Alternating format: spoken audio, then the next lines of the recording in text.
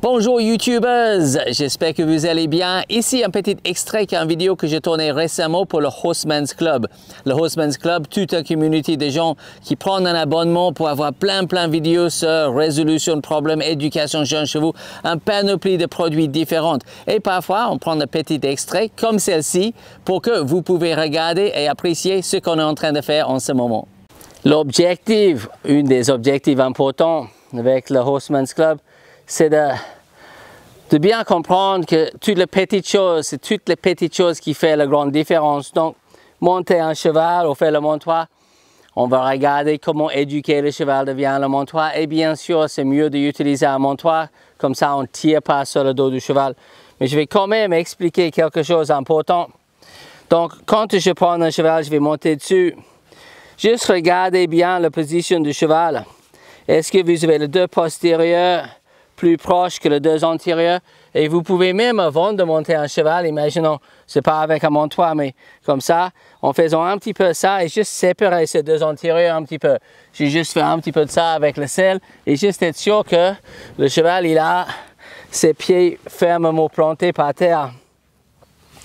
L'avantage ou la problématique de deux postérieurs assez écartés, particulièrement si la tête est haute, les yeux exorbités, le cheval un peu rigide, c'est que tout est engagé derrière, il est prêt à partir très vite.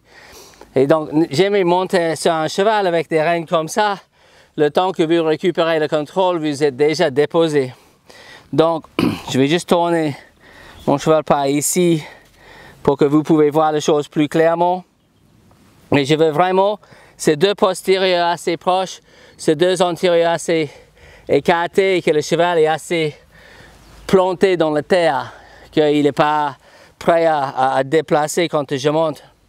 Organise les rênes bien et tournez la tête un peu vers moi. Tout ça a été fait sur le travail au sol. Et je prends le crinière sans tirer dessus. Le deuxième rêne, celui-là, je n'ai pas besoin, mais il est très important que ce n'est pas dans le pied de mon cheval. Donc je prends celle-là, j'ai la tête vers moi, mettre le bout du pied dans l'étrier. Et j'ai déjà testé, par exemple, que je peux faire ce genre de truc, que le cheval n'est pas gêné. Si je ne pouvais pas faire ce genre de choses, je ne monte pas. Préparer le cheval mieux pour éviter le problème. Tourner la tête un peu vers moi, bout du pied dans l'étrier, tourner, et juste le bout du pied pour que je ne fonce pas mon pied dans sa ventre. Et aussi, quand j'arrive ici, donc je vois bien la tête vers moi, je vais pousser le genou ici vers le selle, pour écarter ma jambe de sa ventre. Et là, ici, je ne vais pas tirer, surtout pas sur l'arrière de selle. Je vais pousser sur le selle ici, et pousse sur le selle comme ça. Et pousser, garder la tête là. Et là, je peux enlever le pied de l'étrier, je n'ai pas de poids dans le selle. Donc ça, tout le poids est dans le selle, mais je n'ai pas de poids dans l'étrier. Comme ça, je ne suis pas en train de tirer le selle sur le côté. Ça, c'est bien. Et je passe la jambe bien plier le genou, et passer les jambes de l'autre côté. Et juste faire attention dans les deux cas, quand je monte et quand je descends, de bien plier le genou pour ne pas toucher le cheval sur la fesse avec le pied, particulièrement jeune. Quand je descends, même pli ici, pas besoin de cette reine-là, mais fais attention que ce n'est pas en train de prendre dans ses pieds. Ici, prendre le crinière, bien plier le genou, pose, enlève le pied de l'étrier, et descendre. Donc, refaire le montoir, bout du pied dans l'étrier, juste le bout. Pousse le genou vers le selle et pousse sur le selle. Pousse! Comme ça pour ne pas tirer. Pose, plier le genou, s'asseoir gentiment. Et la première chose que je vais faire quand je monte le cheval, c'est de rien faire. En général, pendant 10 secondes, ne bouge pas. Restez là. Et renforce cette idée de rester immobile à la montoir. Après ça, je vais demander une flexion latérale, comme si je plante un couteau dans la cuisse sur ce côté-là. Et après, sur ce côté-là. Être sûr que le cheval est bien appris, restez immobile.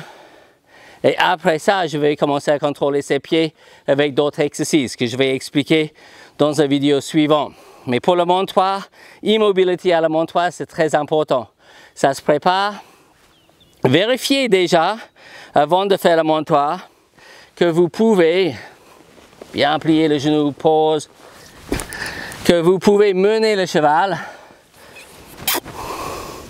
et que le cheval est très bien compris que si j'arrête, arrête, si je recule, recule, si j'avance, avance, et que le cheval est bien compris déjà de ne pas dépasser.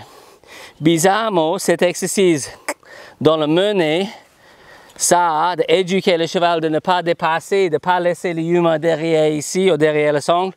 C'est une des ingrédients de l'immobilité à la montoire. Après, pour avoir plus d'immobilité, bien plier le cheval et déjà être capable, je vais juste mettre ses pieds en ordre. Good boy. Donc, good fella. Je vais tourner, pardon, vers vous. Good fella. Donc, bien plié vers moi, bout de pied dans l'étrier, pousse, sans tirer, poussez sur ça. Et prendre pas l'arrière de la selle et tirer la selle vers vous. Un exercice ou une idée que vous pouvez pratiquer, imaginez qu'il n'y a pas de sangle. Et dire, ok, je vais essayer de monter, mais j'imagine que le sangle n'est pas assez serré. Donc, comment je peux monter sans tourner la selle? Et si vous êtes dans cette optique-là, vous n'avez peut-être pas envie de tirer, en train de tirer la selle et faire mal au cheval. Donc, le montoir, ça fait partie des choses. On doit faire, pas juste monter sur le cheval, mais monter comme un homme de cheval. Vous pouvez essayer. Faites attention que vous n'êtes pas en train de dépasser le niveau de votre cheval, de faire les exercices trop avancés, mais toujours soyez inspiré, intéressé et passionné par ce que vous faites avec votre cheval. Soyez sûr d'abonner sur la chaîne et aussi cliquer sur la cloche pour avoir les notifications. Comme ça, chaque fois qu'il y a quelque chose d'intéressant, vous allez être notifié. Très bonne continuation et à bientôt.